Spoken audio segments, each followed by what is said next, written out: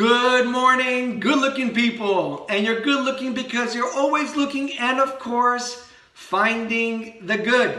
How are you? I hope you had a wonderful weekend. Today is Monday, so it's a little bit longer Hayom Yom today, but we're going to get through it together. Before I start, I just wanted to say a little thank you to my mother, who came by yesterday and dropped by the newer version of the Hayom Yom, as opposed to the older version that I've been using for many years. So thank you, Mom.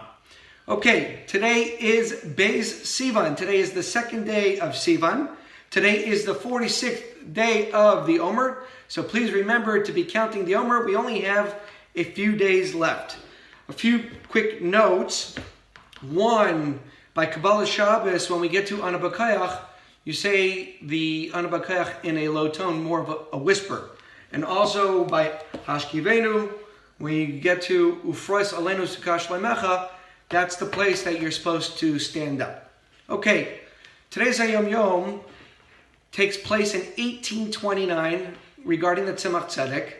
That year it was also a 3-day Yontif, so it was Shabbos, Sunday, and Monday. It was Parshas Bamidbar.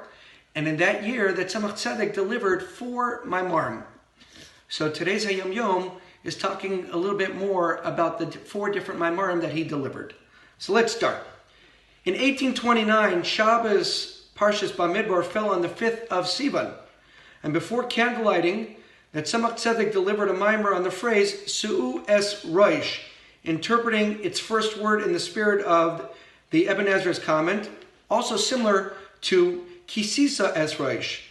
And what he's saying is he explained that through the divine service carried out by the ray of the soul that is enclosed in the body, the apex and the essence of the soul as it exists into the spiritual realms is elevated, as also explained in the Zohar Medrash. So what's going on in that mimer, when our neshama comes into this world and is enclosed in our body, it's only a very small part of our neshama that's with us. The majority, or the lion's share, stays up above. However, what this mimer is talking about, that when a Jew comes down into this world and he does his tasks and he does his mitzvahs and he elevates his little part of his soul that's here, it has a connection to that lion's share, to the apex, to the big part that's above, and it also elevates that part. And that's what this mimer was talking about.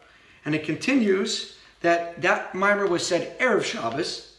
Then on midday Shabbos, the Tzemach Tzedek delivered a mimer on Veras Tichli Li'olam, which is another mimer which talks about the inner dynamics between the Jewish people and Hashem, and the parallel between a husband and wife, that how connected we are and how God and us are married.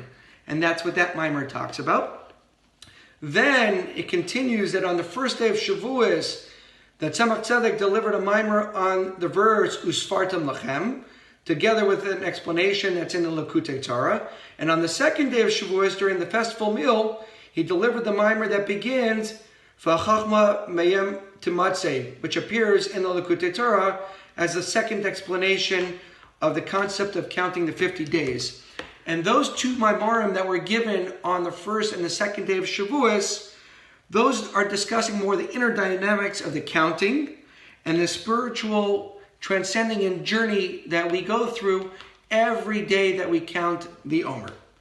So to sum up, there are 2 important concepts from today. First of all, from the first mimer, that as we do mitzvahs here and as we do good things and we fulfill our mission here, not only are we elevating the small part of our neshama that's with us, but that elevation also connects to the larger part and pushes that one higher and higher as well.